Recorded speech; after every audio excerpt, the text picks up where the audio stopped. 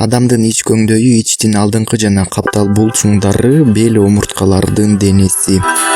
Белдин бет жана 4 чарчы булчуңу боор эт төмөн жагынан жамбаш чарасы менен чектелет. Ич көңдөйүндө ичеги карын, уйку бези, боор, көк боор, бөйрөк үстүндөгү без, заара жыныс органдары жайгашкан. Ич көңдөйүн ихкат ич кабыгы каптап турат. Ич жели ички органдарды жаап турат. Ич жели омурткалуу жаныбарлардын жана адамдын ич көңдөйүнүн ичин жана анда жайгашкан органдарды жаап туручу жылма тунук жел. Чоң адамдарда ич желинин жалпы аянты 1,6, дери 2,4 метр квадрат. Калыңдыгы 0,7, тире 1,1 миллиметр. Ич жели ички жана тышкы катмардан турат. Ички катмары бөлүп чыгарган изилешме суюктук ички органдардын бири-бирине жабышпай кыймылдап турушун камсыз. Ич желинин ички катмары кээ бир ички органдарды бардык жагынан, экинчилери үчүнчүлөрүн бир тарабынан жаап турат.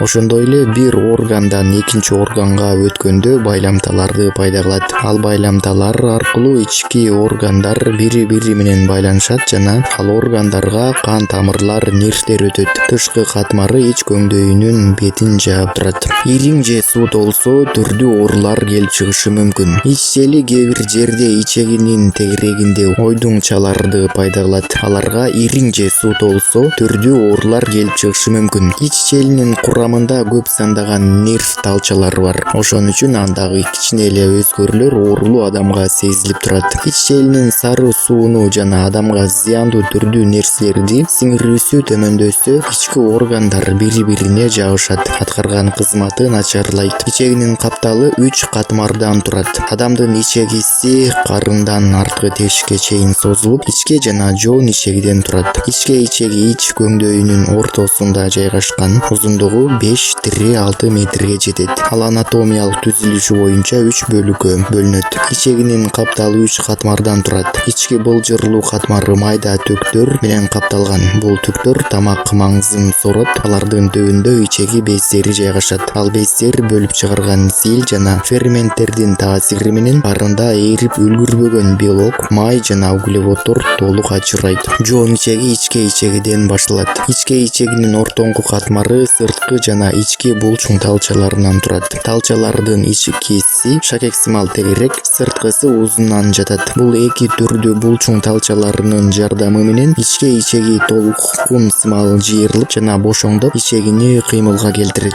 Ичке ичегинин сырткы бети жылтырак катмар менен капталган. Жоон ичеги ичке ичегиден башталат. Анын узундугу 1,5 метрдей. Ичке ичегини алкак сымал айланта курчап жатат. Жоон ичегинин башталышы туюк болуп, ич көңдөйүнүн төмөн оң жагынан орун алган. Ошол туюк моюндун ылдый жагында узундугу 3-7 сантиметр урчук болуп, ал сокур ичеги деп аталат. Ич көңдөйүнүн оң жагындагы мөөндөн жоон ичегинин жогору карай кетүүчү, туура жаткан, төмөн карай кеткен жана сигма түрүндөгү бөлүктөрү түз ичегиге өтөт. Ичегиде тамак аштын ажыроо жана анын органикалык жана органикалык эмес заттарын, ошондой эле суу, туз жана башка сиңирүү процесстери жүрөт. Ичке ичегиде белок, май, углевод, нуклеин кислоталары жана башка ферменттик ажыроого учурайт. Анда аминокислоталар жана моносахариддер сиңет. Жоон ичегиде негизинен тамак калдыктарынын жылышына жана коюлушуна жараша заң пайда болот. Анда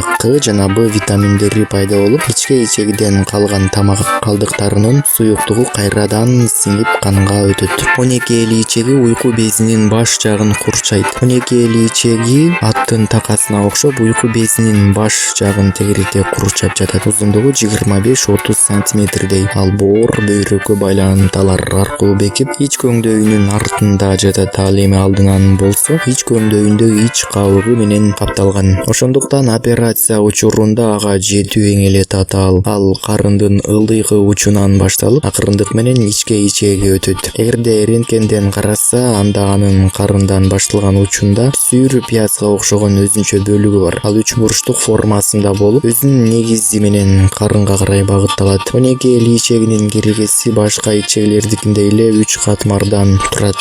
Өтүн иштөөсү жеген тамактын курамына жараша болот. Булчуң катмары карындан келген карын жинин аралаштырат жана акырындык менен ичке ичеге өткөрөт. Ал эми карын жининдеги маңыздарды сиңирүүдө онегели ичегинин ички былжырлуу катмары зор роль ойнойт. Анткени анын ичине өзүнүн былжырлуу катмары бөлүп чыгарган суюктуктар жана ферменттерден башка уйку бези менен бордон да ферменттер куюлат. Кишинин уйку бези бул ичегиде суткасына 500дөн 800 сантиметрге чейин өзүнүн зилин бөлүп чыгарат. Ал эми анын составындагы ферменттер белокторду, нуклеин кислоталарын, углеводдорду ажыратат. Бордон ага суткасына 600дөн 1000 литрге чейин өт келип куят. Өттүн составы жана куюу мезгили тамактын курамына жараша болот. Ичеге куйган өт өзүнүн таасири менен негизинен ичип жеген майды май кислоталарына чейин ажыратып, аны организмге сиңирүүгө шарт түзөт. Жоон ичегиде негизинен тамак калдыктарынан заң пайда болот. Жоон ичеги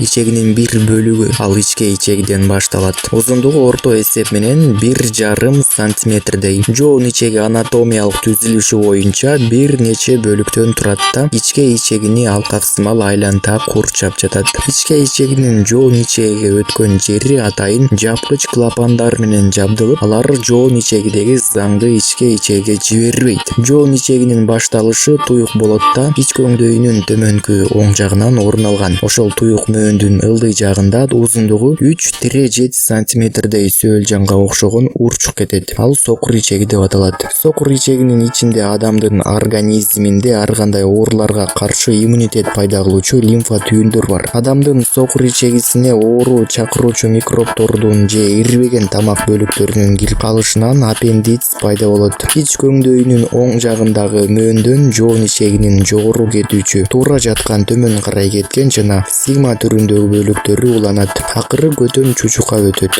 Жоон ичегинин ичке ичегиден бир топ айырмасы бар. Жоон ичегинин ички бетин былжыр чел каптап турат. Ал былжыр челдин тереңинде былжырлуу суюктук бөлүп чыгаруучу без клеткалары бар. Жоон ичегиде негизинен тамак калдыктарынан заң пайда болот.